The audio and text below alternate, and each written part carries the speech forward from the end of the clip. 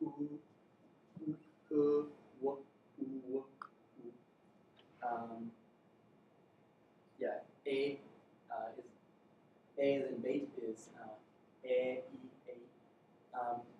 This doesn't, like, it's kind of hard to parse as being two sounds until you try to contrast it with, say, Spanish, which uses only pure vowels, like bait versus bit, that would be a pure E, or a pure, this lowercase e.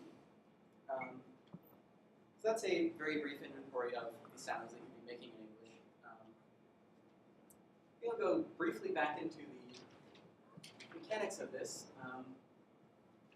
Hold on to the board. I think if you push up that one, there should be one. There's another one. Oh, there is. Also, Yeah. Okay.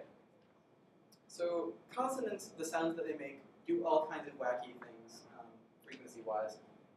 Vowels are a lot easier to draw. And like, if I actually had a spectrogram analyzer program and a projector, then I'd maybe try to show you what the other sounds look like frequency-wise. But vowels are pretty easy. That's great. Markers, however, quite difficult. Yes. So this is the frequency of sound going up logarithmically or some similar such scale, so that you get like tens of thousands up here and like tens down here. Typical human voice, the lowest frequency that you'll make in regular speech is between something like 80 and 150 hertz. Pretty damn low. So, say you're making that sound.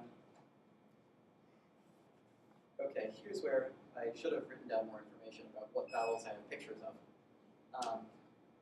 But when you're making a vowel, you'll get resonances. Usually there will be at least two that are audible. I'm pretty sure they are usually at single multiples of the base. So if your base frequency is 100, there'll be a 200 and 300, and then there will be quieter ones that are being really, really loud at like 400, 500, etc. When you're making a vowel, usually the base frequency doesn't get played with much. You're just manipulating where exactly these guys fall. You're pushing them in one direction or another. So I'm pretty sure for tense high vowels like E, you're pushing this guy way the hell down close to the first point. These guys are called formants in linguistics. With some, and with,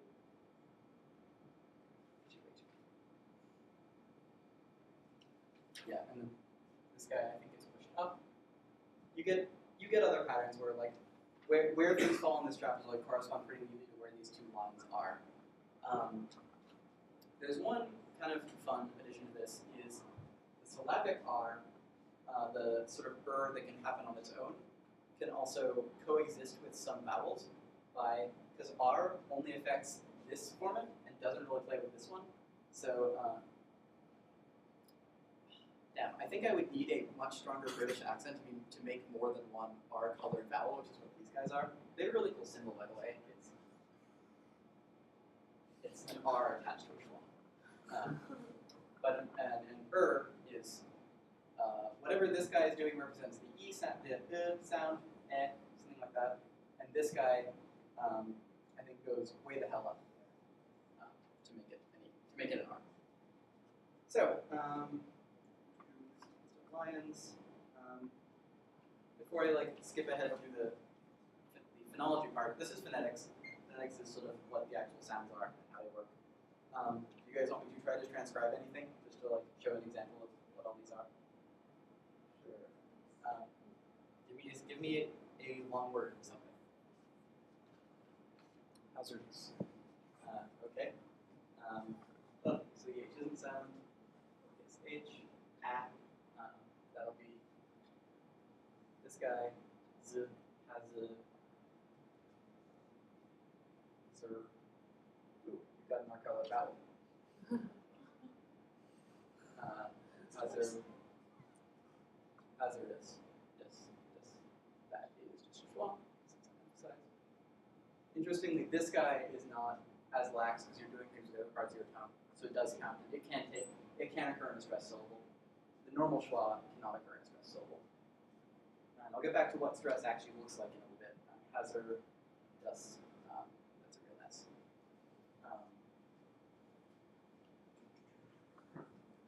All right, so moving into phonology, the other half of the P side of linguistics.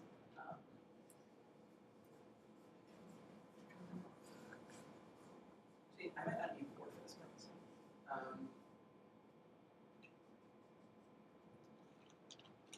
The kind of basic assumption that makes phonology work, and I guess if anyone like really managed to disprove this, the whole thing would collapse in flames. At the same time, it's worked really well as a generalization, is that when you encode words in your head, you encode something like a spelling, like something that corresponds to a pronunciation and sort of indicates how you're supposed to pronounce it, but is not a perfect muscle memory replicate every time.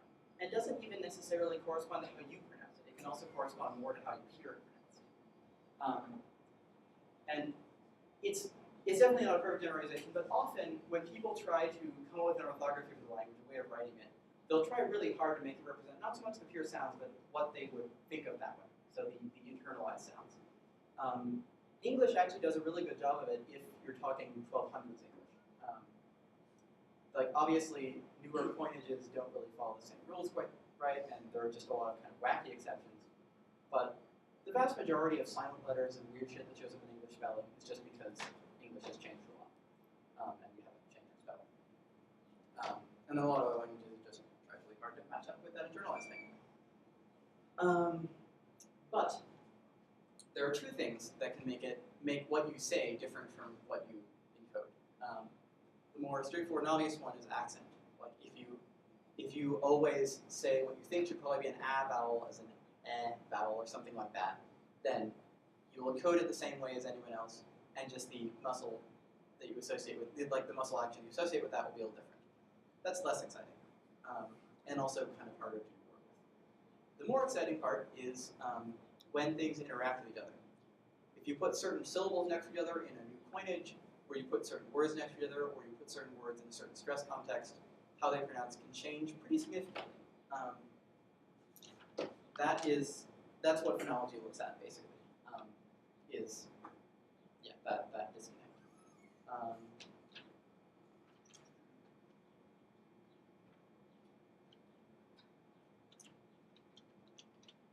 right.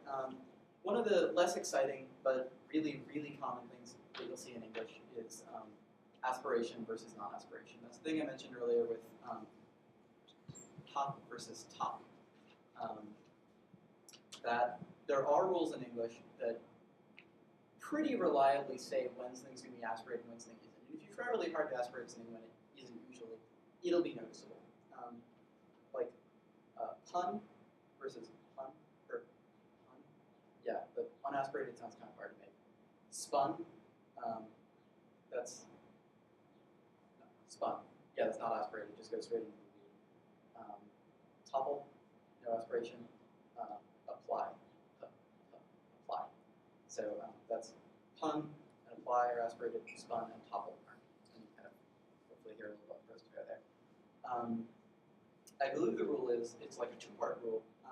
So if the P is the beginning of the word, it gets aspirated. If it's in spun. Something about stress for the other half. I honestly didn't write it down right, so I can't really say. One weird feature that has some cool psycholinguistic implications is that these rules are almost always forward-looking rather than back-looking. So what causes you to make these changes is not the sounds that you've just made and so where the components of your mouth are, but what sound you're going to make next. And so if you have someone say something in isolation, like say a word, and then don't even give them the text of what they're supposed to read next, they'll pronounce it differently than if they've done them together. Whereas if you, like, that only really affects the end of the word, the beginning of the word not as much. They're more dependent and more predictable. So yeah, you're kind of arming your mouth for the next syllable you make every time you pronounce a syllable.